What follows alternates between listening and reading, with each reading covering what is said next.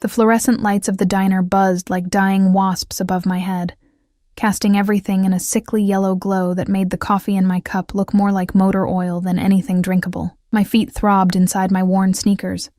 8 hours of carrying trays, forcing smiles at men who looked through me like I was made of glass, pretending the weight in my belly wasn't getting heavier by the day. I pressed my palm against the small swell hidden beneath my oversized sweater, feeling the flutter that had become my only companion in this god-forsaken city. 3 months. 3 months since I'd run, since I'd disappeared into the maze of Brooklyn's forgotten neighborhoods, changing my name, dyeing my hair from honey blonde to this mousy brown that made me look perpetually exhausted. Maybe I was. Sophia, table 7 needs a refill. Marcus, my manager, didn't even look up from his crossword puzzle. He never used my real name, Emma, because he didn't know it. Nobody here did. Sophia Martinez was the ghost I'd become, the shadow of the girl who once believed in love, the girl who'd been stupid enough to fall for a monster in an expensive suit. I grabbed the coffee pot, the heat seeping through the cheap plastic handle, and made my way through the maze of cracked vinyl booths. The dinner rush had died down to just the regulars, lonely souls nursing burnt coffee and day-old pie, searching for something that existed only in the bottom of their cups. The bell above the door chimed. I didn't look up. I never looked up anymore. Looking up meant seeing faces, meant the possibility of recognition, meant the slim chance that one of his men might walk through that door and drag me back to the gilded prison I'd escaped. But something shifted in the air. It was subtle at first, the way conversations seemed to pause mid-sentence, the way the cook's radio suddenly sounded too loud, the way my skin prickled with awareness I'd spent 3 months trying to suppress. I knew that feeling. I'd lived with it for 6 months, that electric charge that announced his presence before he even spoke. The scent hit me next. Tom Ford Noir. Leather and spice and money. So out of place in this dive that it might as well have been a neon sign. My hands trembled, coffee sloshing over the rim of Mrs. Patterson's cup.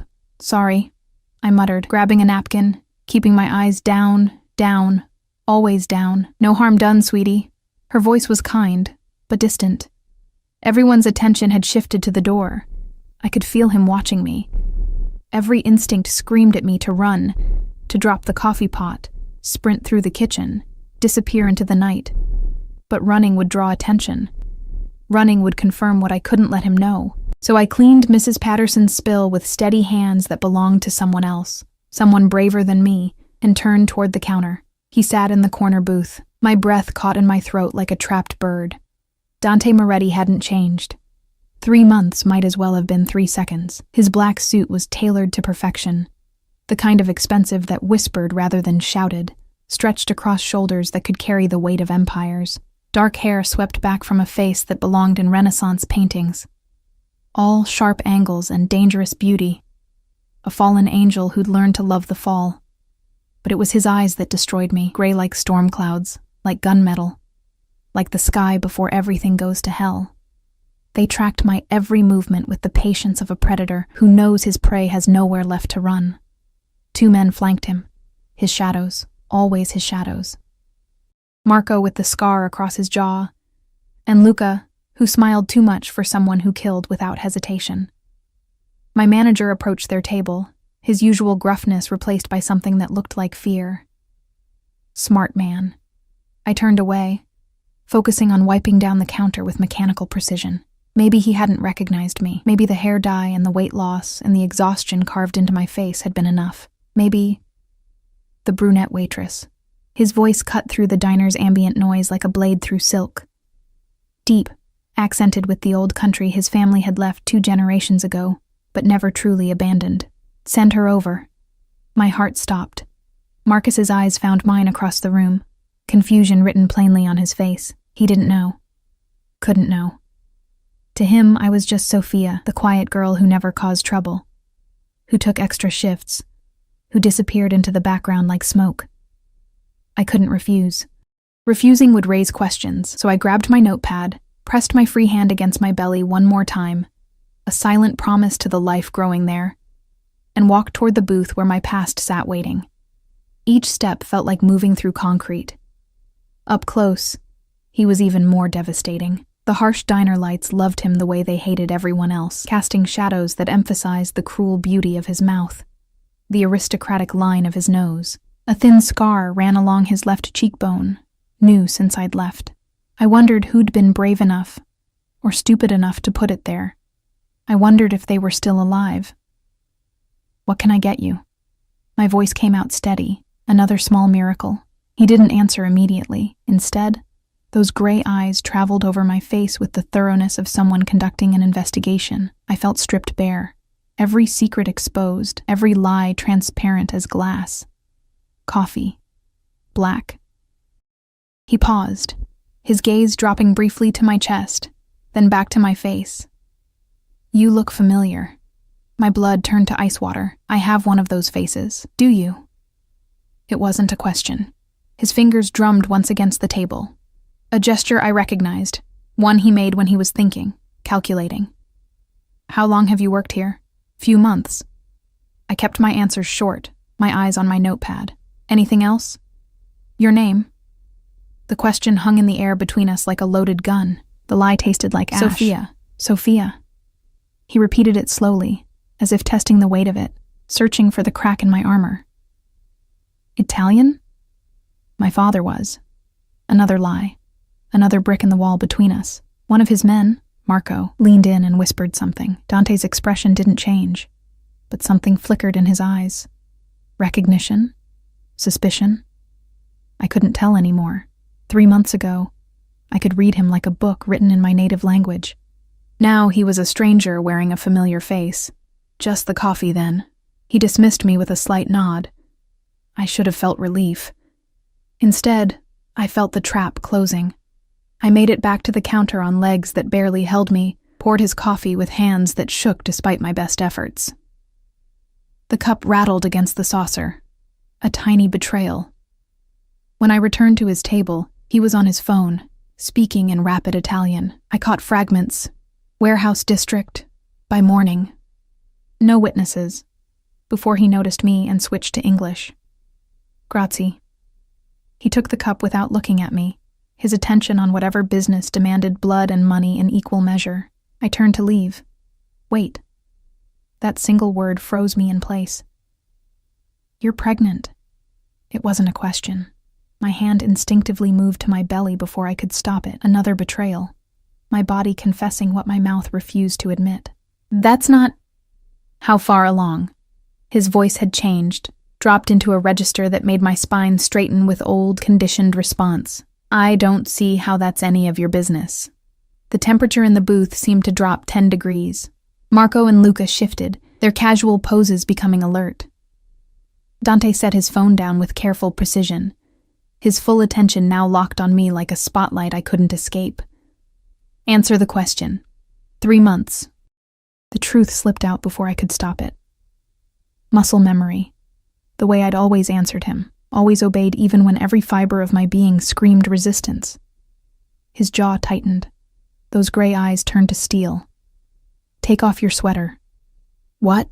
"No. Now." The command in his voice bypassed my brain and went straight to my hands. I found myself clutching the hem of my sweater, fighting the ingrained urge to obey, to please, to submit to the man who'd owned every piece of me before I'd found the courage to run. "I'm working." My voice shook. "If you want something, order it. Otherwise..." He stood. The movement was fluid, controlled, but it brought him close enough that I could smell the familiar scent of his cologne mixed with something darker. Gunpowder, perhaps, or the metallic tang of violence. He towered over me, and despite everything, despite the fear and the anger and the desperate need to protect what grew inside me, my body remembered his hands in my hair, his mouth on my throat, the way he'd whispered my real name like a prayer and a curse. "Emma." The world stopped spinning. My real name, spoken in his voice, shattered the illusion I'd built. Sophia Martinez crumbled like a sandcastle against the tide, leaving only Emma Pierce, the girl who'd loved a monster, the woman who'd stolen his child. "I don't know what you're..." His hand shot out, not touching me, but close enough that I felt the heat of his skin. He gripped the edge of my sweater and pulled it up before I could stop him. The small bump was visible now, undeniable evidence. His face transformed. Rage and something else, something that looked almost like anguish, flickered across those perfect features before the mask slammed back into place. 3 months. He repeated my words, his accent thickening. My child. No. But the denial was hollow, worthless. You ran. His voice was soft now, deadly soft. You stole from me and you ran. I didn't steal anything. You took my son. He said it with absolute certainty, as if he could see through flesh and bone to know the truth. You took what belongs to me and you hid like a thief in the night. I'm not a thief, and this baby is mine. He finished, his hand moving to my stomach before I could step back. The touch was electric, his palm spread across the swell, possessive and gentle in equal measure. And I hated my body for responding, for remembering, for wanting despite everything. Get your hand off me. You're coming home. I'm not going anywhere with you. His smile was terrible. Yes, you are, Tesoro. You and our baby. You think you can run from me? You think there's anywhere in this world I won't find you? Dante, please, I've searched every corner of this godforsaken city. 3 months of looking, of tearing apart every lead, every whisper, and here you are, serving coffee in a place that doesn't deserve to breathe the same air as you. His other hand came up to cup my face, thumb brushing across my cheekbone with devastating tenderness. Did you really think I'd let you go? You'll kill me. The words tumbled out. 3 months of fear condensed into 4 syllables. Something flickered in his eyes. Hurt, maybe, or fury. Kill you? Amore, I would burn this entire city to ash before I let anyone harm you, including yourself. The baby is mine to protect, as are you. His hand tightened on my stomach, just slightly, a reminder of his claim. You're coming home tonight. We'll discuss your indiscretion when you're safe. This isn't safe. You're not safe. No, he agreed, his mouth curving into something that might have been a smile if it held any warmth. But I'm yours. And you, Emma Pierce, are mine. Every breath, every heartbeat, every drop of blood in your veins belongs to me. The bell above the door chimed again. 3 more men entered, all wearing the same expensive suits, the same predatory grace, Dante's backup, his insurance policy against my escape. Let's go. He released me, but his hand moved to the small of my back, guiding me with inexorable pressure toward the door. My things will be collected, along with whatever pathetic existence you've built here. His voice held contempt for the diner, for my disguise, for everything I'd done to escape him. Marcus started forward, confusion giving way to concern. Sophia? You okay? Dante's men moved as one, a wall of expensive fabric and concealed weapons. She's fine. Dante answered for me, his tone brooking no argument. Aren't you, Tesoro? I looked at Marcus. Kind, clueless Marcus, who had no idea what kind of man stood in his diner, who couldn't possibly understand that intervening would mean his death. I thought about running, about screaming, about fighting. But Dante's hand pressed against my back, right where he knew I was most sensitive, and his other hand rested on my stomach, on our child, and I knew with crystalline certainty that fighting would only end in blood. I'm fine. The lie was the last gift I could give Marcus. Just tell everyone I'm sorry. Dante guided me out into the night, into the waiting black SUV that gleamed like a hearse under the streetlights. Marco held the door open, his scarred face impassive. I climbed in because I had no choice. Dante slid in beside me, close enough that our thighs touched, and the door closed with the finality of a coffin lid as the car pulled away from the diner, from my borrowed life, from the freedom I'd tasted for 3 precious months.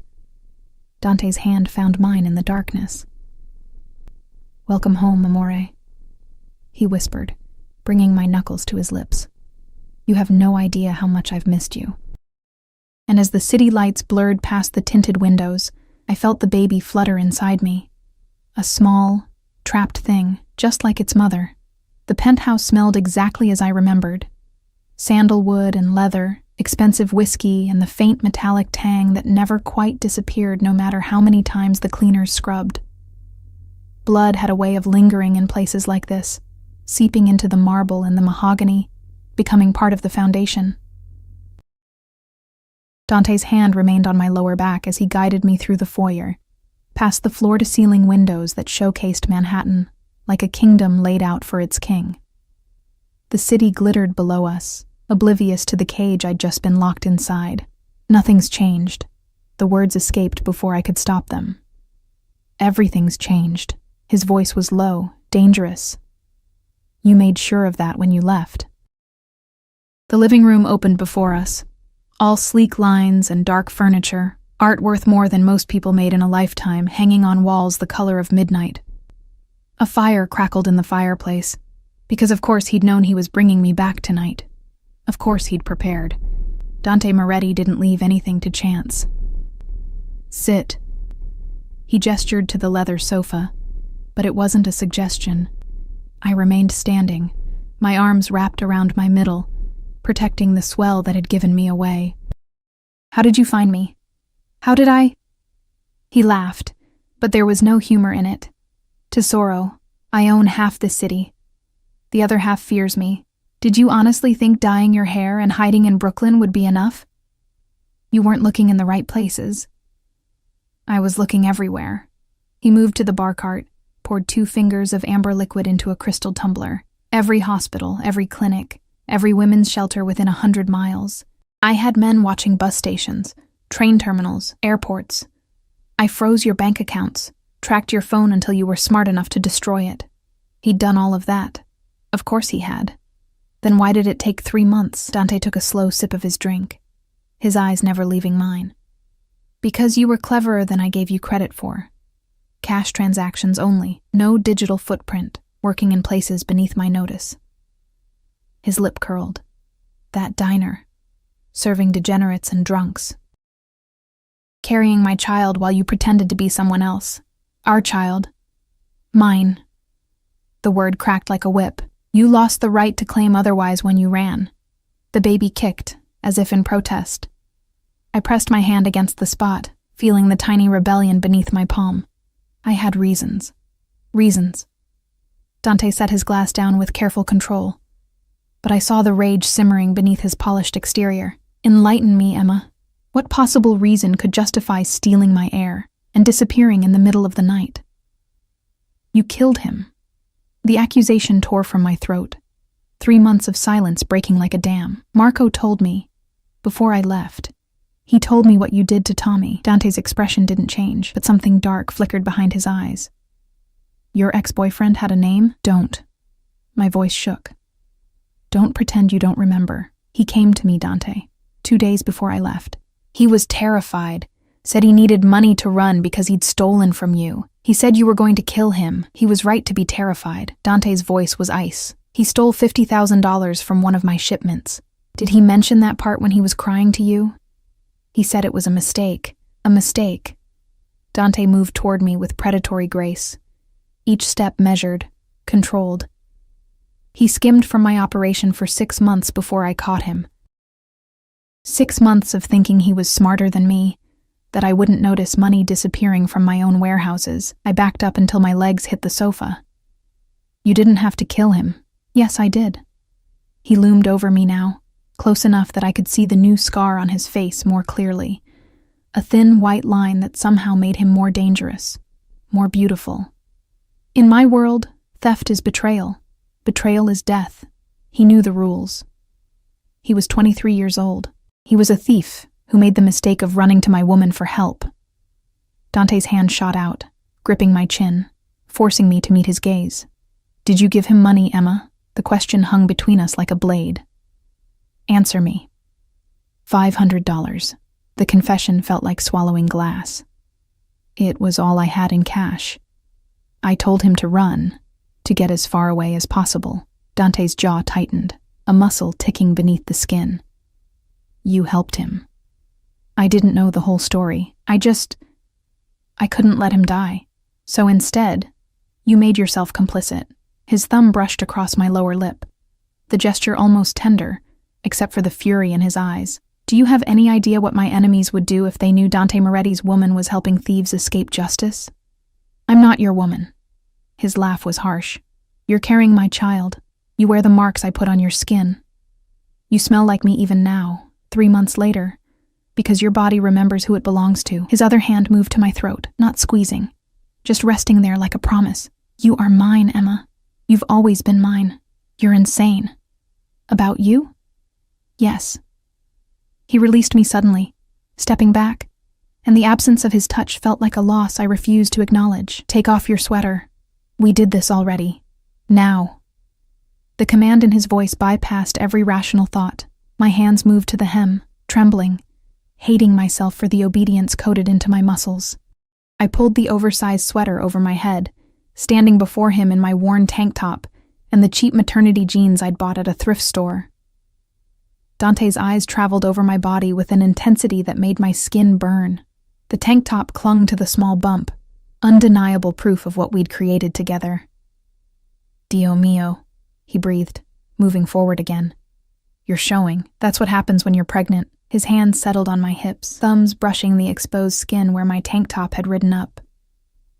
You should have been here, in our home, with doctors, with everything you needed. I had everything I needed, in a roach-infested apartment in Brooklyn. His voice dripped contempt. Working yourself to exhaustion in that hellhole? Eating God knows what because you couldn't afford proper nutrition? How do you know where I lived? I know everything, Tesoro. The moment I found you tonight, I had your apartment searched. 1 room, a mattress on the floor, ramen noodles and crackers in the cupboard. His grip tightened. You were starving yourself, starving my child. I was surviving. You were suffering. He pulled me closer, his forehead nearly touching mine. And you were doing it alone because you believed I was a monster who would kill the mother of his child. Aren't you? The question seemed to strike something deep. Dante's hands moved from my hips to my face, cradling it with a gentleness that contradicted everything I knew about him. I have killed men for looking at you wrong, he said softly. I have burned buildings, ended bloodlines, destroyed lives for lesser offenses than what you've done. But you, Emma, you are the only thing in this world I cannot harm, even when you rip my heart from my chest and run away with it. His words shouldn't have affected me. They were pretty lies wrapped in violence, manipulation disguised as devotion, but my traitorous heart stuttered anyway, remembering the man who'd traced constellations on my skin, who'd whispered promises in Italian while the city slept around us. The baby kicked. I don't know why I told him, maybe because his hands were warm against my face, or because I was so tired of carrying this alone. His expression transformed when, just now, in the car too, Dante dropped to his knees before I could process what was happening. His hands spread across my stomach, fingers splaying wide as if he could feel every flutter, every tiny movement. Here? He pressed gently, a little lower. He adjusted, his ear nearly against my belly, and the sight of this dangerous man kneeling before me, worshipping the life we'd created, cracked something in my chest. Piccolo, he murmured, his voice thick with emotion I'd never heard from him before. Your papa is here now. I'll never let anyone hurt you, or your mama, even when she's stubborn and foolish. I can hear you. Good. He looked up at me, still on his knees, still touching me like I was something precious instead of a prisoner. You need to understand something, Emma. I'm not the villain in this story. I'm the man who would tear the world apart to keep you safe. You're the man who kills people. Yes. No denial, no justification. I am. But never you. Never our child. He stood slowly, his hands never leaving my body. What happened to Tommy was justice. What happens to you is mercy. Mercy looks a lot like captivity. Call it what you want. He guided me to the sofa, sat me down with careful hands. You're not leaving again. Not tonight. Not ever. This penthouse is your home. My men will be stationed at every exit. You'll have everything you need. Doctors, clothes, food, whatever the baby requires. And if I refuse, Dante crouched before me, his hands on my knees, then you'll refuse from the safety of this penthouse. I won't chain you, Amore. I won't lock you in. But make no mistake, you are mine, and I protect what's mine with everything I have." A knock at the door interrupted whatever I might have said. Marco entered, his scarred face impassive. "The apartment has been cleared. Her belongings are being brought up." "Her belongings?" Dante's lip curled. What little she had. "There's something else." Marco's eyes flicked to me, then back to Dante. "We found a burner phone. Recent calls to a number in New Jersey." The temperature in the room dropped 10 degrees. "Who?" Dante's voice was deceptively calm. "Still tracing it, but, boss..." Marco hesitated. "The call duration suggests more than just check-ins." Dante stood slowly, his entire demeanor shifting from tender to lethal. "Emma, who have you been calling?" My mouth went dry. "No one." "Don't lie to me." Each word was clipped, precise. "Not after everything. Who have you been calling?" "My sister." The truth tumbled out. "Just my sister, to let her know I was alive." "Your sister who lives in Ohio. She was visiting family in New Jersey. I called her once a week, that's all." Dante's jaw clenched. "What did you tell her?" "That I was safe, that I couldn't come home yet." "Did you tell her about the baby?" I hesitated a second too long. "Mirda." He spun away, his hand raking through his hair. "Who else knows?" "Just her, I swear. Your sister, who talks to your mother, who talks to her friends, who talk to..." He cut himself off, his hands gripping the mantle of the fireplace so hard his knuckles went white. "Do you understand what you've done? If my enemies discover you're pregnant, discover there's an heir they can target..." "I was careful. He whirled on me. "You were reckless, stupid. You put yourself and our child at risk because you couldn't bear to let your family think you were dead. They deserve to know I'm alive. They deserve to bury an empty casket if it keeps you safe." The roar echoed off the walls, raw and terrible. Silence fell between us, heavy with his rage and my defiance. When he spoke again, his voice was controlled, but I heard the violence beneath it. "Marco, find out everyone she contacted, everyone who knows she's alive, pregnant, or in this city. I want names by morning. Boss, and double the security detail. No one in or out without my personal approval." Marco nodded and left, closing the door with a soft click. Dante turned back to me, and for the first time since he'd found me, I saw genuine fear in his eyes. "You don't understand the world I live in," he said quietly. "The enemies I've made. There are men who would cut our child from your womb just to hurt me. Women who would poison your food because they want my name, my power, my empire. And you called your sister from a traceable phone. I didn't know. You should have."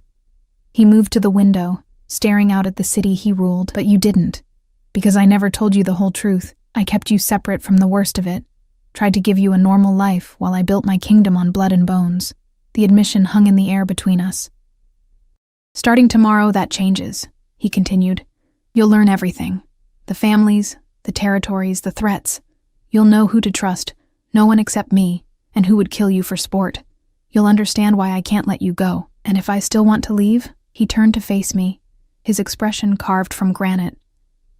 "Then you'll want it from behind bulletproof glass, with armed guards, under 24-hour surveillance, because I will not, cannot, lose you again." The baby kicked hard, as if protesting the tension filling the room. Dante saw me press my hand against the spot and crossed to me in 3 strides. "Pain?"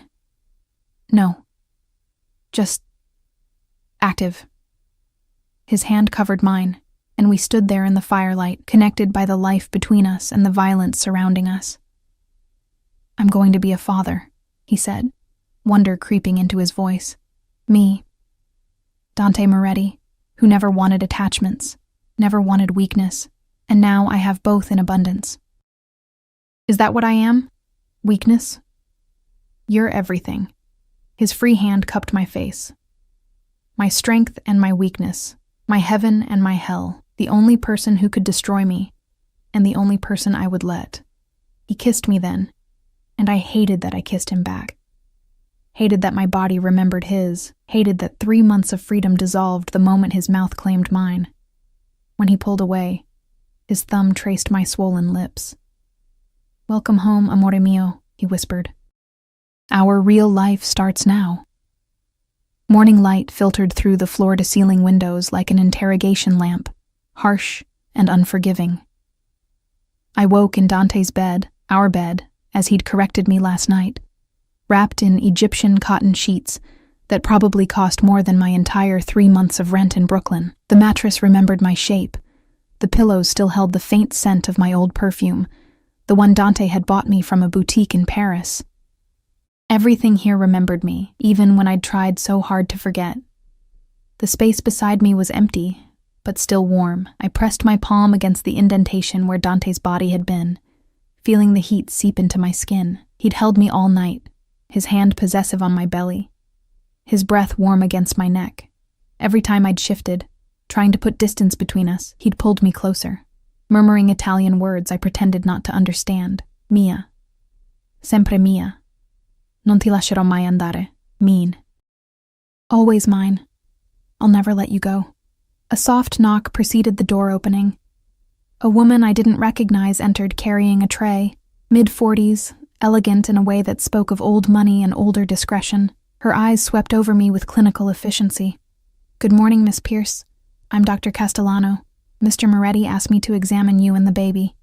I sat up, clutching the sheet to my chest despite being fully clothed in the silk pajamas that had appeared on the bed last night. I don't need an examination. With respect, you haven't had prenatal care in 3 months. She set the tray on the bedside table. Fresh fruit, yogurt, vitamins arranged like an offering. Mr. Moretti is concerned. Mr. Moretti can be concerned somewhere else. Her lips twitched, almost a smile. I've worked with the Moretti family for 15 years. I know when to push and when to listen. She pulled a portable ultrasound machine from a bag I hadn't noticed. This isn't about him. It's about your baby. Let me make sure everything is progressing normally. The word your, instead of his, softened something in me. I lay back against the pillows, lifting the silk top to expose my belly. Dr. Castellano's hands were warm, professional. She squeezed gel onto my skin, and the cold made me flinch. This will just take a moment. The ultrasound wand pressed against me, and suddenly, the room filled with sound. A rapid whooshing that took me a second to recognize. The baby's heartbeat. Strong and steady, Dr. Castellano said, adjusting the wand. Do you want to see? I shouldn't have. Looking would make it real, would make it harder to think about escape, about survival, about anything except the life growing inside me that was half me and half monster. But I nodded anyway. She turned the screen toward me, and there it was. A tiny form, fully shaped now, moving in the grainy black and white. Arms, legs, the curve of a spine. A hand moved to what might have been a mouth. Oh my God, I breathed. 13 weeks along, give or take a few days, the doctor confirmed. Everything looks perfect. Heart rate is excellent. Measurements are right on track. She paused. Though I can tell you've lost weight. When was the last time you had a proper meal? I ate. Ramen noodles and crackers aren't proper nutrition for a growing baby. She wiped the gel from my stomach with gentle efficiency. Mr. Moretti has arranged for a nutritionist to plan your meals. You'll also need to take these. She indicated the vitamins on the tray. Prenatal, iron, and omega-3s. Non-negotiable. Everything seems to be non-negotiable around here. Dr. Castellano's expression softened. He's terrified, you know, trying to control everything he can, because he can't control the fact that you ran, that he almost lost you both. She packed up her equipment. I'm not defending him, but in 15 years, I've never seen Dante Moretti afraid of anything until yesterday. She left before I could respond, the door clicking shut with wealthy discretion. I stared at the tray of food, at the vitamins lined up like tiny soldiers, at the evidence of Dante's control extending even to what I put in my body. But my hand moved to my stomach, to where the baby had been visible on the screen, and I knew I'd take the vitamins, eat the food, do whatever it took to keep that tiny heartbeat strong, even if it meant surrendering to the man who held us both captive. The bedroom door opened again. This time, Dante filled the frame, dressed in charcoal gray suit that transformed him from the man who'd held me in the night to the kingpin who ruled the city below. His eyes found me immediately, cataloging my position in his bed, the tray of untouched food, the vitamins still in their neat row. Dr. Castellano says the baby is healthy. He moved into the room with that predatory grace, loosening his tie, but that you're malnourished. Good morning to you too. Eat, Emma. He gestured to the tray. Or I'll feed you myself. That's not necessary. He sat on the edge of the bed, picked up the bowl of yogurt and fruit, and held a spoonful to my lips. Open. Dante? I said open. The command in his voice made my jaw unlock automatically. The yogurt was perfect. Greek, honey-sweetened with fresh berries that burst flavor across my tongue. I chewed, swallowed, and glared at him. There. Happy, ecstatic. He fed me another spoonful. You'll eat 3 meals a day plus snacks. Dr. Castellano will monitor your weight gain. If you refuse, I'll have nutrients delivered intravenously. That's insane. That's fatherhood. Another spoonful. I'm responsible for the life inside you. I take that responsibility seriously. I wanted to argue, to fight, to refuse the care being forced on me. But the baby kicked, a gentle flutter, and I found myself opening my mouth for the next bite. We fell into a rhythm. He fed me, I ate, and the morning sun painted us both in shades of gold that made the scene almost domestic, almost normal, almost like we were a real couple preparing for a real baby instead of a captor and his prisoner bound by biology and obsession. I have meetings today, Dante said, setting the empty bowl aside. Marco will stay with you. Luca will be stationed outside the penthouse. There are 12 men on rotation throughout the building. That seems excessive. That seems necessary. His hand moved to my belly, possessive and gentle. After what you told me last night, about your sister knowing, I can't take chances. She won't tell anyone. She doesn't need to. One slip, one conversation overheard in the wrong place, and my enemies will know I have an heir on the way. His jaw tightened. The Calabrese family has been looking for weakness ever since I took over their territory in Queens. The Russians are still angry about the docks. And don't get me started on the Vitale family. They've wanted my blood since I refused to marry their daughter. Refused to... What? Dante's expression hardened. Arranged marriages are still common in our world. Alliances built on bloodlines and territory. Isabella Vitale was supposed to be my bride 3 years ago. What happened? I met you. Simple words that carried the weight of empires. I met you in that art gallery, wearing that blue dress, looking at paintings like they held the secrets of the universe, and I knew I'd never marry anyone else. The memory hit me like a physical blow. That gallery opening, the champagne, the way a stranger in an expensive suit had stood beside me and asked what I saw in a Jackson Pollock. I'd said chaos and beauty in equal measure. He'd said he saw himself. 3 months later, I'd moved into this penthouse. 6 months after that, I'd discovered I was pregnant and that the man I loved had killed my ex-boyfriend for stealing from him. That doesn't make this right, I said quietly, keeping me here against my will. You're right. It doesn't. He stood, buttoning his suit jacket with precise movements. But I'm not a good man, Emma. I never pretended to be. I'm a man who takes what he wants and destroys anyone who tries to take it from him. His eyes met mine, gray and unflinching. And I want you. I want our child. I want the family I never thought I'd have. Even if I don't want this, even then. He leaned down, pressed a kiss to my forehead. But I think you do want this, somewhere beneath the fear and the anger. You want this as much as I do. You just need to remember why you fell in love with me in the first place. I fell in love with a lie. No, Tesoro. You fell in love with the only real part of me I've ever shown anyone. He straightened, adjusting his cufflinks. Marco will bring you lunch at noon. Wear something comfortable. The nutritionist will be here at 2, followed by a personal shopper at 4. Your wardrobe needs updating for the pregnancy. I don't need... You need everything. He cut me off, his voice brooking no argument. And you'll have it. Clothes, furniture for the nursery, whatever your heart desires. The only thing you won't have is freedom. Not until I'm certain you're safe. He left before I could respond, the door closing with expensive finality. I sat in his bed, our bed, surrounded by luxury that felt like prison bars made of silk and gold, and tried not to think about how easily I'd opened my mouth for him, how naturally I'd let him feed me, touch me, claim me. The baby kicked again, stronger this time. "We're in trouble," I whispered to the small life inside me. So much trouble.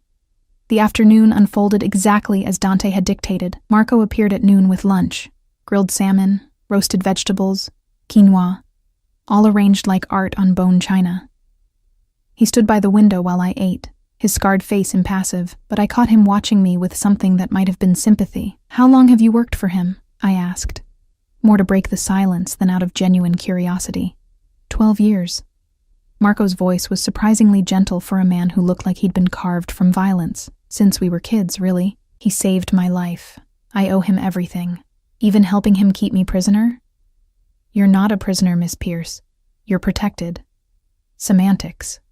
Marco's lips twitched. "Mr. Moretti has enemies who would gut you just to watch him suffer. Keeping you here isn't cruelty. It's survival. And if I want to leave anyway," his expression hardened, "then I'd stop you. Not because I want to, but because I won't watch another person he loves die on my watch." The words hung heavy between us. Another person he loves. Who did he lose? Marco's jaw tightened. "That's not my story to tell." He gestured to my half-eaten lunch. "Finish your food. The nutritionist will want to see what you've been eating." I picked at the salmon, my appetite gone. The nutritionist arrived precisely at 2, a stern woman named Maria, who catalogued my diet with increasing horror and prescribed a meal plan that would have fed a small army. Then came the personal shopper, arms loaded with garment bags and shoe boxes, transforming the bedroom into a boutique. "Mr. Moretti specified comfort and elegance," she said, "hanging dresses I'd never wear, arranging shoes I'd never walk in. Everything is adjustable for the pregnancy. He wants you to feel beautiful. He wants me to feel owned." She paused, a cashmere sweater in her hands, and met my eyes. "In my experience, Miss Pierce, men like Dante Moretti don't go to this much trouble for possessions. They go to this much trouble for obsessions." She smiled. "And obsession, in the right hands, can look a lot like love." After she left, I stood in front of the mirror, wearing one of the new dresses, soft dove gray, empire waist, probably worth more than I used to make in a month. The woman staring back at me looked like someone I used to know, someone who belonged in this world of wealth and danger, someone who was falling back under Dante Moretti's spell. The penthouse door opened. I heard voices. Dante's low rumble, another man's nervous tenor. Footsteps approached the bedroom. Dante appeared in the doorway, his tie loosened, his expression carved from stone. "We have a problem." My heart stopped. "What kind of problem?" "The kind that involves your ex-boyfriend." He moved into the room, and I saw Luca behind him, holding a tablet. Tommy wasn't working alone when he stole from me. The floor seemed to tilt beneath my feet. "What?" "Show her." Dante gestured to Luca, who brought the tablet forward. Security footage played on the screen. Grainy, black and white, but clear enough. Tommy, alive and moving, in what looked like a warehouse. But he wasn't alone. A woman stood beside him, her face partially obscured by shadow. Dante's finger tapped the screen, zooming in. My blood turned to ice. The woman was me, except it wasn't. Not really. Someone who looked like me, moved like me, but I'd never been in that warehouse, had never... "This was taken 4 months ago," Dante said, his voice deadly calm. 2 weeks before you told me you were pregnant. 3 weeks before Tommy died. That's not me. I know. His hand gripped my chin, forcing me to meet his eyes, because you were with me that night. I remember. We went to the opera, came home, made love until dawn. His thumb brushed my cheekbone, but someone wanted me to think it was you. Someone set you up. The implications crashed over me like a wave. Who?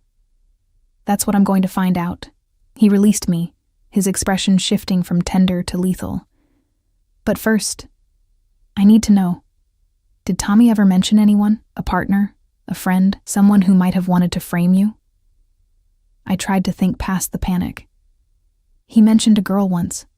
Said she was helping him with a business opportunity. I thought he meant drugs or something stupid. I didn't... What did she look like? I never met her. He just said, I closed my eyes, trying to remember. He said she looked like an angel but fought like the devil, that she was going to change everything. Dante and Luca exchanged glances. Isabella. Luca said quietly. Isabella Vitale? My voice cracked. The woman you were supposed to marry? Dante's expression was answer enough. She's been trying to destroy you from the inside, Luca continued. Used Tommy to steal money, made it look like Emma was involved, probably hoping you'd kill her, Dante finished, his voice hollow. She was betting I'd kill Emma for betrayal, clearing the way for our families to merge through marriage after all. The room spun. I sat down hard on the edge of the bed, my hand pressed against my belly. But you didn't. You didn't kill me. No. Dante crouched before me, his hands covering mine. I couldn't. Even thinking you'd betrayed me, even with the evidence, I couldn't do it. That's when I knew. Knew what? That I'd rather rule nothing with you than everything without you, his forehead pressed against mine. So, I killed Tommy instead, made it look like justice for the theft.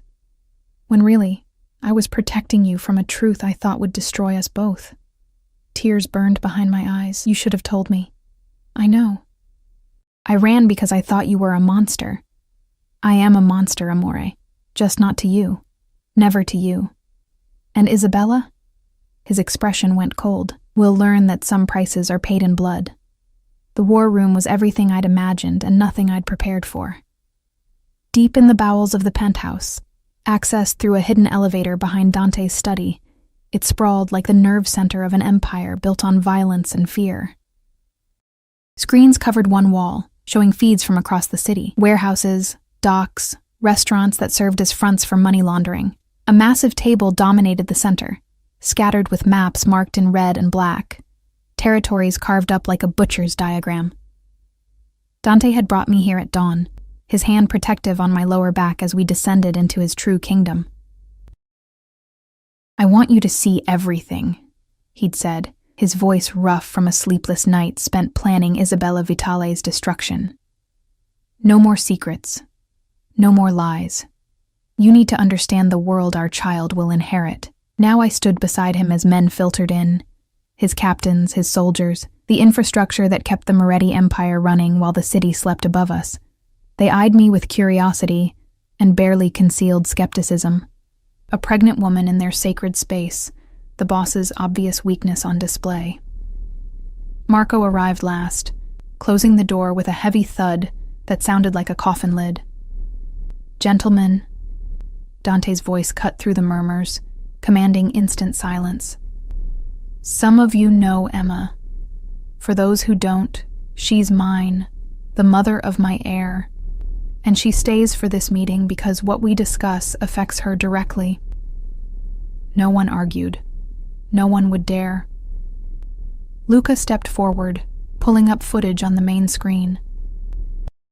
We've tracked Isabella's movements for the past 6 months.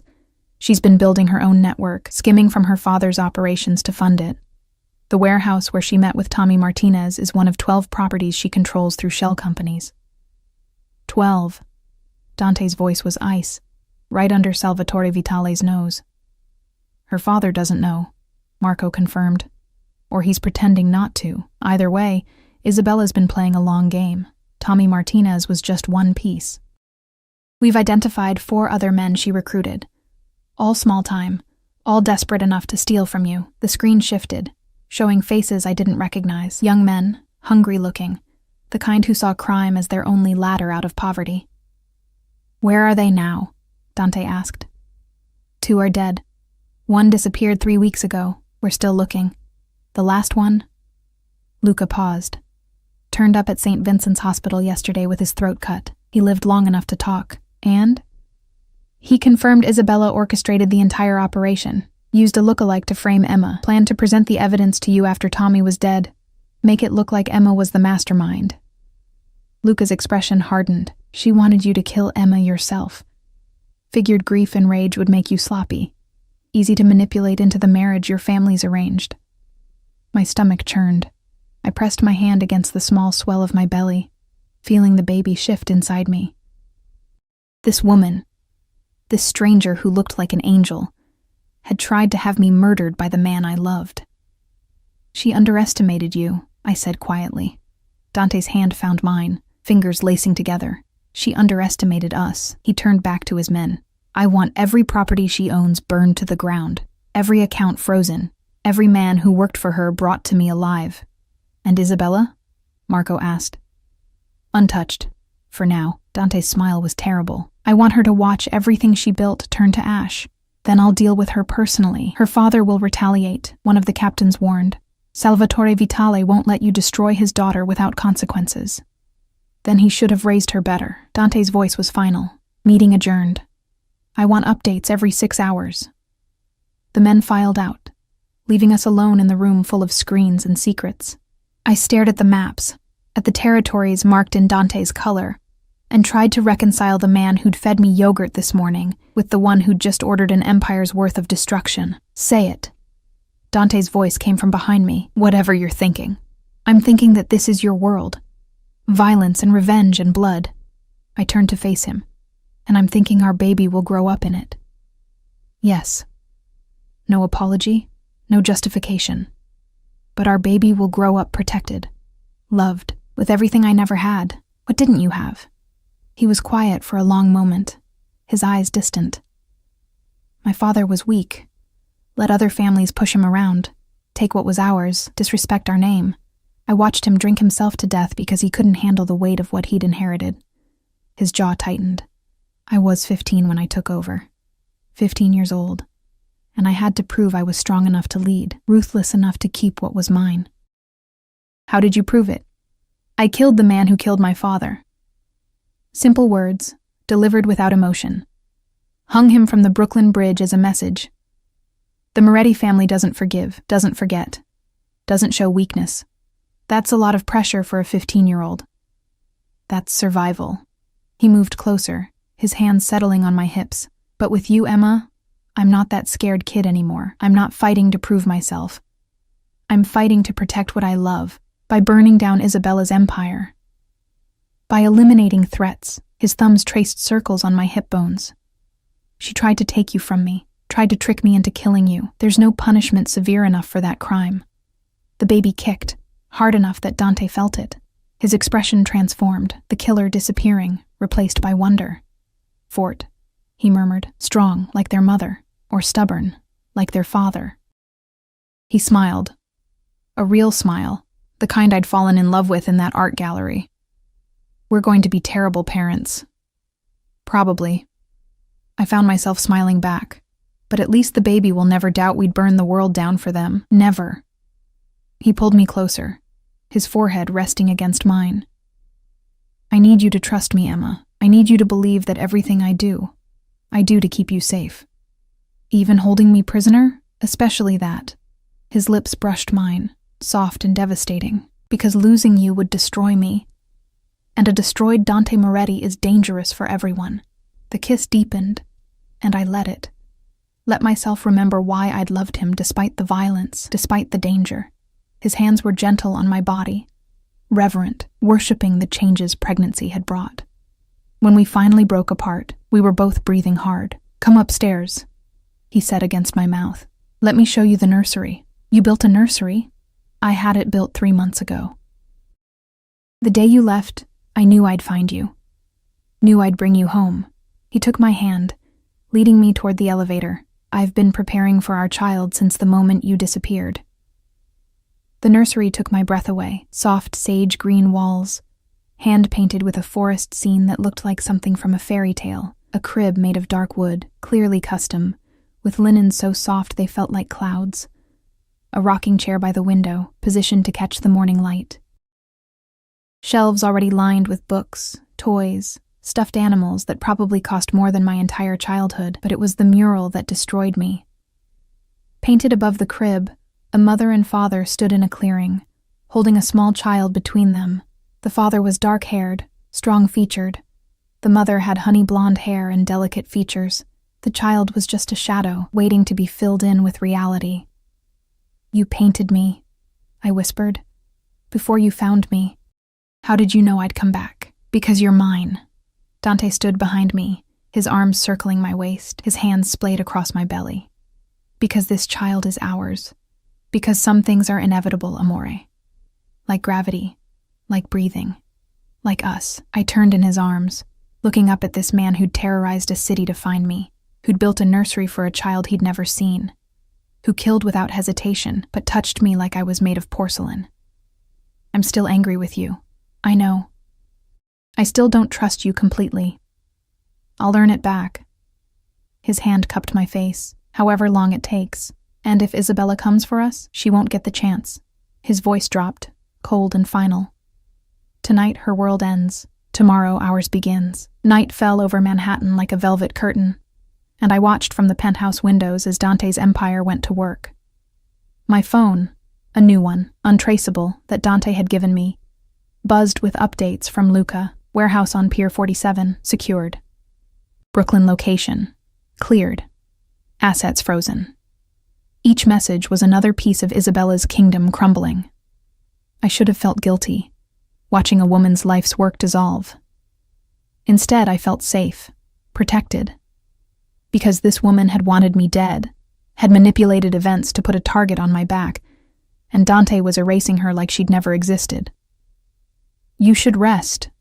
Marco appeared with a tray, herbal tea, crackers, fruit. The evening snack Dr. Castellano had prescribed. It's going to be a long night. Where's Dante?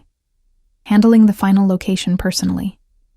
Marco set the tray down, his expression carefully neutral. He wanted to be there when they brought Isabella in. My blood chilled. Brought her in where? Here, to the penthouse. Marco's eyes met mine. He wants you to see what happens to people who threaten his family. I don't want to see that. With respect, Miss Pierce, you need to. He gestured to the windows, to the city sprawling below. This is the world you're part of now. The world your child will inherit. Better to understand it with your eyes open than to live in denial. He left me alone with those words and the tea I couldn't drink. An hour later, the elevator chimed. Voices filled the foyer. Dante's calm authority, Luca's efficiency, and a woman's voice, sharp with fury and fear. You can't do this. My father. Your father disowned you an hour ago. Dante's voice carried no emotion.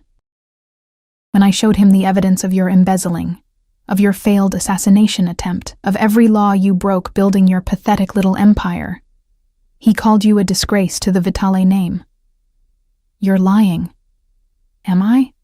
Call him yourself. Silence. Then the sound of a phone dialing, ringing, going to voicemail. Papa, please. Isabella's voice cracked. Papa, it's me. Please pick up. Please. He's not going to save you. Dante again, closer now. No one is. Footsteps approached the living room. I stood frozen by the window, my hand pressed against my belly, as Dante entered with Isabella Vitale in tow. She was beautiful. That was the first shock. Delicate features, dark hair cascading over her shoulders, eyes like midnight. She wore designer clothes even in defeat, held herself with the pride of old money and older bloodlines, but when her eyes found me, that beauty twisted into something ugly. You, she hissed. You're the reason for all of this. No. Dante's hand settled on my shoulder, possessive and protective. You're the reason. You made the choice to steal, to frame, to attempt murder. Emma is simply the consequence of your failure. Isabella's gaze dropped to my belly, and I saw the moment she understood. You're pregnant. With my heir. Dante's voice held unmistakable pride. The child you tried to prevent by having their mother killed. I would have given you heirs. Isabella's composure cracked. Strong sons from two powerful families. Children who would have united our empires. Instead you chose her. A nobody. An outsider who doesn't understand our world. She understands love. Dante pulled me closer. Something you've never comprehended. Isabella laughed, bitter and sharp. Love? You think love matters in our world? Power matters. Blood matters. Legacy matters. That baby she's carrying will make you weak, Dante. Your enemies will use it against you. Let them try. His voice dropped to a whisper, and they'll learn what happens when someone threatens my family. He gestured to Marco, who stepped forward with a tablet. Show her.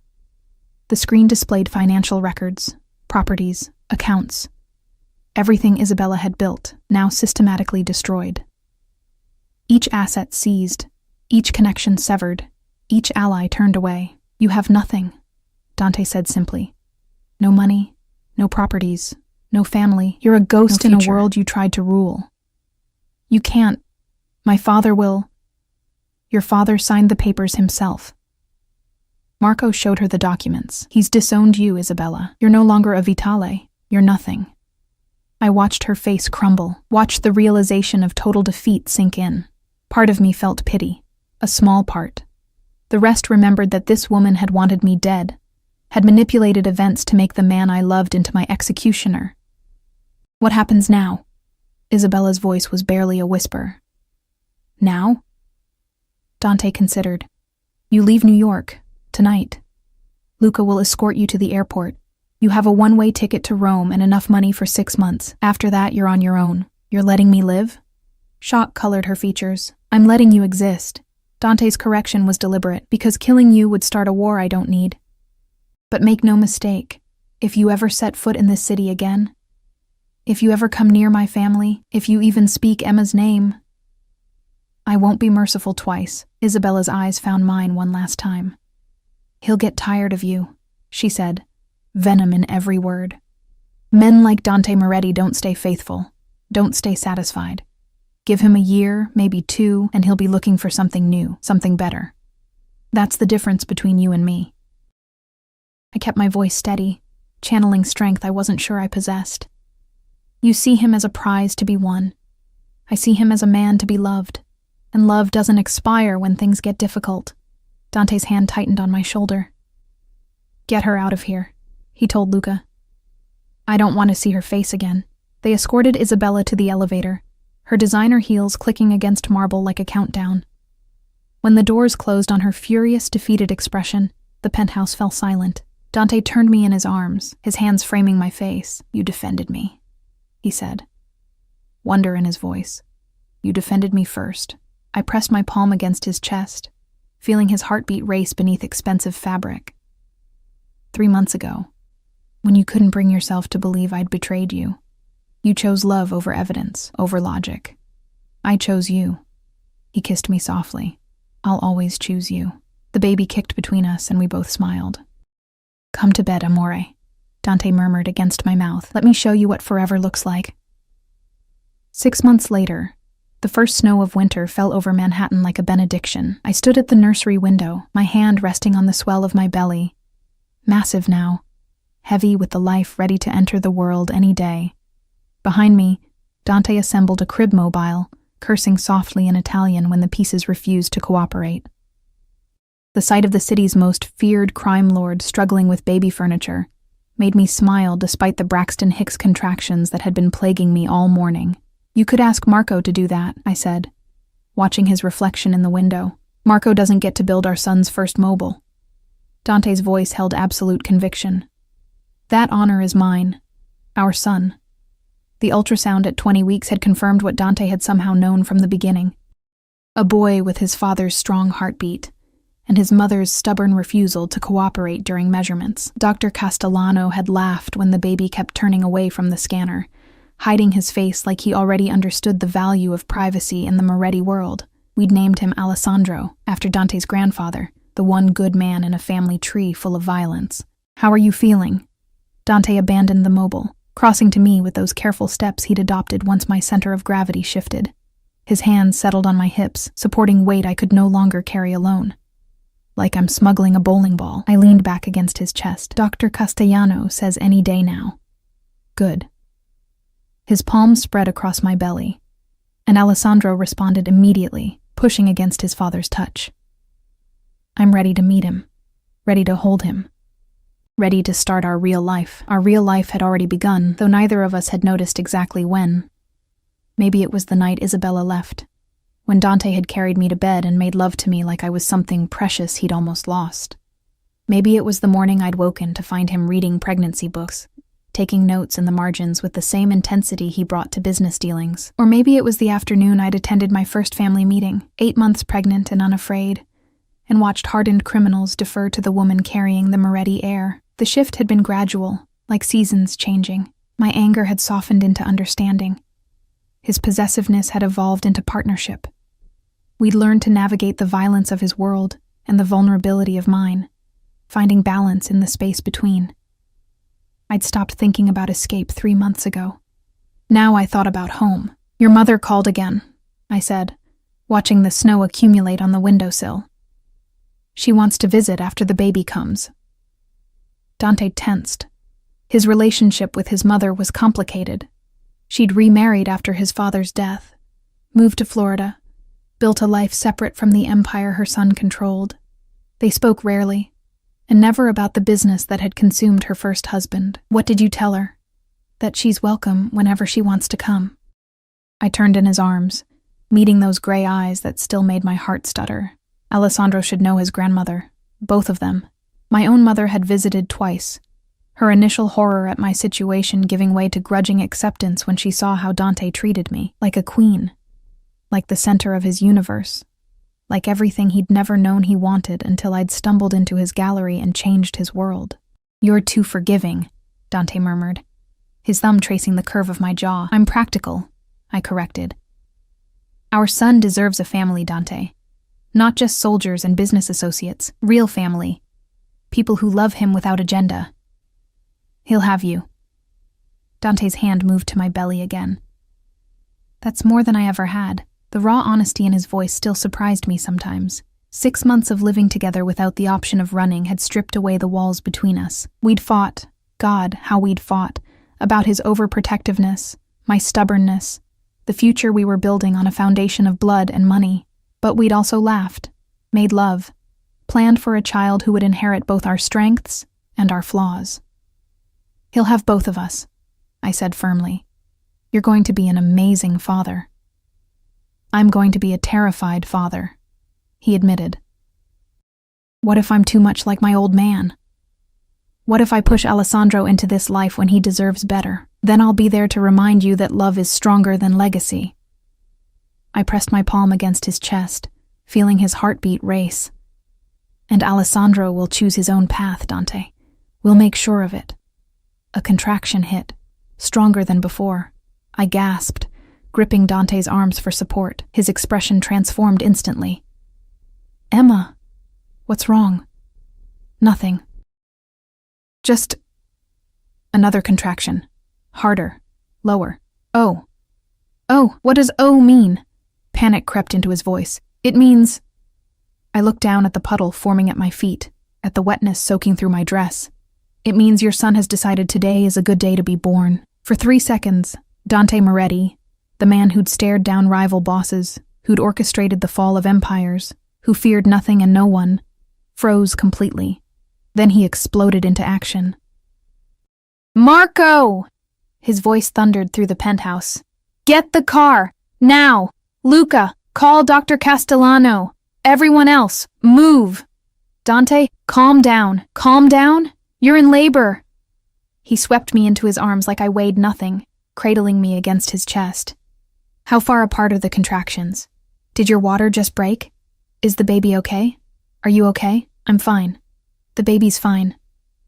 "This is normal. Nothing about this is normal." He carried me toward the elevator, barking orders at the men who'd appeared from various corners of the penthouse. Someone grabbed the hospital bag. "Where's the hospital bag? Emma, where did you put the hospital bag?" "In the nursery closet, where it's been for 3 weeks. 3 weeks, and you didn't tell me to move it somewhere more accessible?" He was actually arguing with me while I was in labor. Another contraction seized me, and I buried my face in his neck, breathing through the pain. His cologne, that same Tom Ford Noir that had given him away in the diner, grounded me, reminded me that despite the chaos, I was safe. The elevator ride felt endless. Marco waited in the underground garage with the SUV, engine running, door open. Dante settled me in the back seat with a gentleness that contradicted his obvious panic. "Drive carefully but quickly," he ordered Marco. "Every red light is optional. If anyone tries to pull us over, they're getting a new car." "We're not stealing a police car," I managed between contractions. "Watch me." The drive to Mount Sinai took 15 minutes that felt like hours. Dante held my hand the entire time, whispering promises and prayers in Italian, his usual composure completely shattered. When we pulled up to the emergency entrance, Dr. Castellano was already waiting with a wheelchair and a team of nurses. "Right on time," she said calmly, helping me into the chair.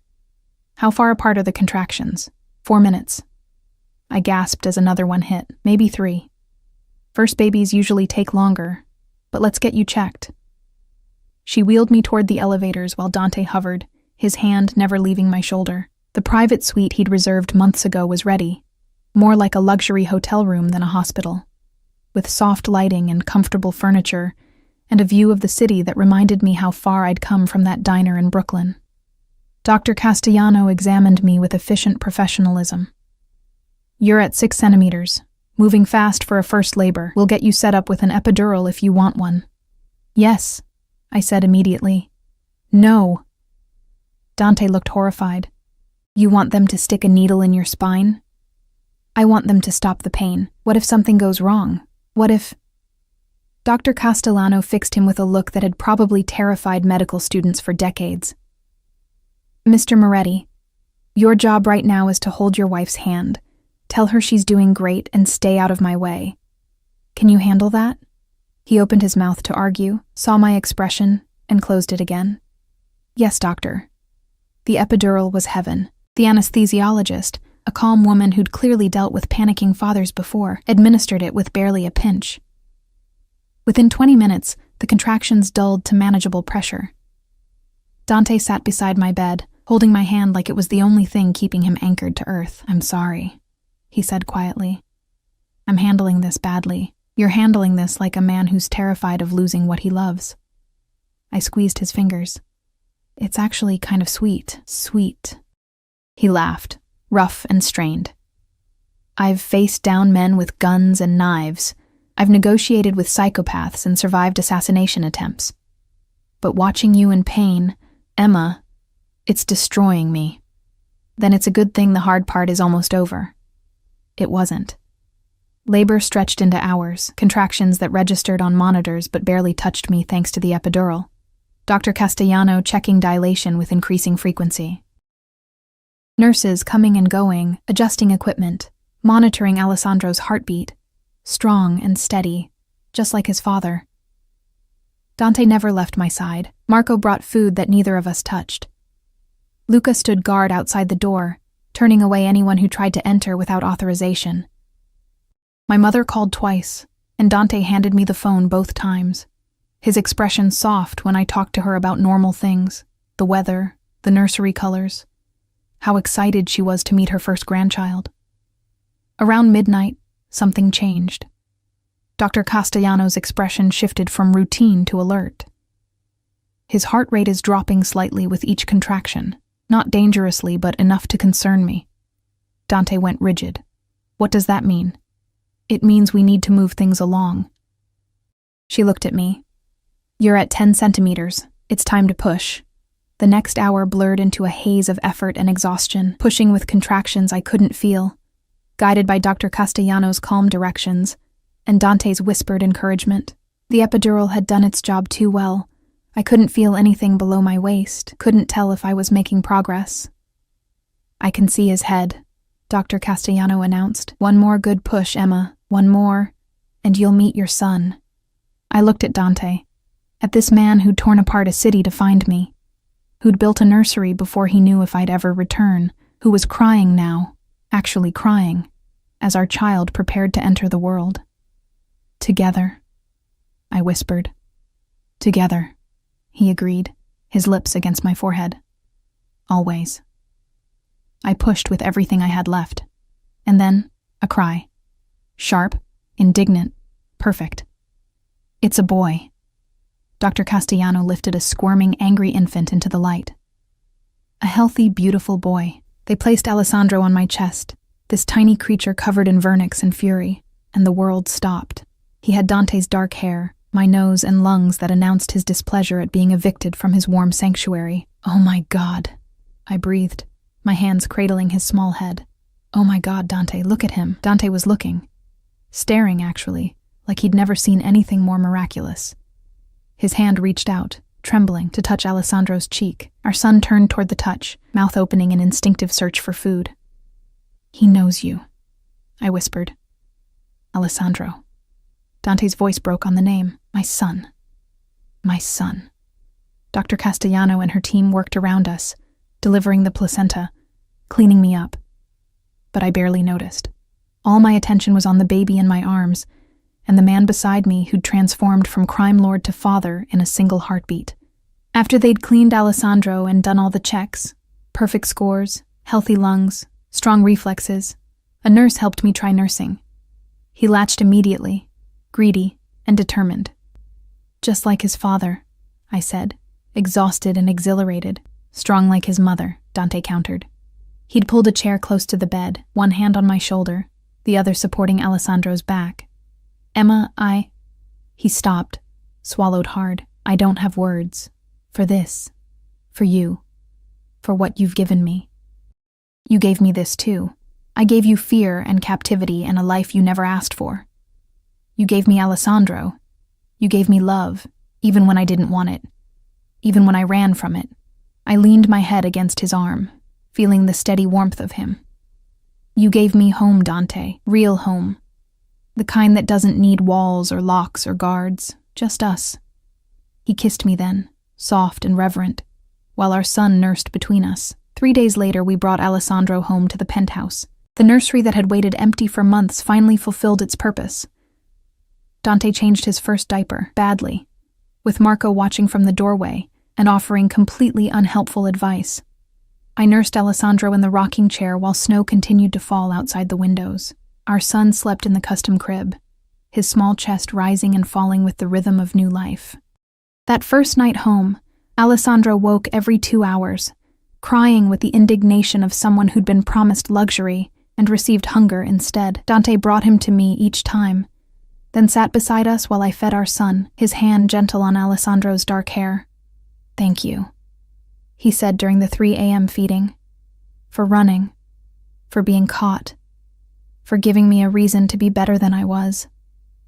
You were always better than you thought." "No." He met my eyes in the dim nursery light. "I was a monster playing at being human. But you, Emma, you made the playing real. You made me want to be the man you saw when you looked at me in that gallery." "I saw you," I said simply. "The real you. The one who reads poetry and loves art and cries when his son is born. The one who would still burn the world for you." "I know," I smiled. "But now you have 2 people to burn it for." Alessandro finished nursing and promptly spit up on Dante's expensive silk pajamas. Instead of flinching, my dangerous, violent, beautiful man simply laughed and wiped his son's mouth with tender care. "Welcome to fatherhood," I said. "Welcome home," he countered, kissing both of us. "To all of us." Spring came to Manhattan with cherry blossoms and longer days. Alessandro was 3 months old, growing strong and alert, tracking his father's movements with eyes that were turning from newborn blue to Moretti gray. I'd lost most of the pregnancy weight, gained a few scars from motherhood, and discovered a strength I'd never known I possessed. The penthouse had transformed into something new, still luxurious, still protected, but softer now. Baby toys scattered across expensive rugs. A swing in the living room that played lullabies. Bottles sterilizing in the kitchen where Dante's chef prepared both gourmet meals and simple purees for when Alessandro started solids. I stood on the balcony, Alessandro in my arms, watching the city wake up below us. Dante's arms encircled us both from behind, his chin resting on my shoulder. "What are you thinking?" he asked. "That I was wrong." I leaned back against him. "In the diner, when you found me, I thought I was being recaptured, dragged back to a prison. And now? Now I know the difference between being held captive and being held close." I turned my head to kiss him. "You never imprisoned me, Dante. You just loved me so fiercely, I mistook devotion for possession. Maybe it's both." His hand covered mine on Alessandro's back. "Maybe I do possess you, and you possess me, and that's what love is, belonging so completely to someone that freedom looks like loneliness." Alessandro cooed, waving his small fist at the morning sun. Our son is going to grow up thinking this is normal, I said. Penthouse views and bodyguards and a father who controls half the city. Our son is going to grow up knowing he's loved. Dante's correction was firm. Everything else is just details. Marco appeared in the doorway, holding a tablet. Boss, the shipment from Rotterdam arrived. You wanted to know immediately. Dante tensed slightly, business calling even on a peaceful morning. But then he looked at Alessandro, at me, and shook his head. It can wait an hour. His arms tightened around us. Tell them I'm busy. Marco's scarred face split into something that might have been a smile. Yes, boss. He left us alone on the balcony, a family built from violence and fear and love that refused to die even when I'd run from it. I never thought I'd have this, Dante whispered, his voice thick with emotion. A family. A son. A woman who loves me despite knowing exactly who I am. I love you because of who you are. I turned in his arms, Alessandro between us. The good and the bad. The monster and the man. All of it. He kissed me then, deep and slow, while our son made happy noises between us and the city stretched out below. His kingdom, my home, our future. When we finally pulled apart, Dante rested his forehead against mine. Welcome home, Emma Moretti, he said.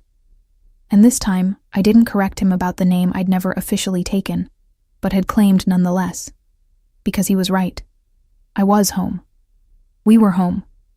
And nothing, not fear, not doubt, not the violence of his world or the innocence I'd lost, could change that now. Alessandro yawned, tiny and perfect, and we both laughed. Come on, I said, heading back inside. Your son needs a nap, and his father needs to learn how to run an empire on 4 hours of sleep. I can function on 2, Dante said, following us. I've done it before. That was before you had a 3-month-old who thinks 3 a.m. is party time. He's establishing dominance early. I respect that. I laughed, settling into the rocking chair while Dante dimmed the lights. Alessandro's eyes were already drooping, milk-drunk, and content. As I rocked our son to sleep, Dante stood by the window, watching the city, watching us, watching the life he'd fought so hard to claim. And in that moment, surrounded by soft light and the sound of our baby's breathing and the man who'd searched an entire city to find me, I finally understood. Love wasn't freedom.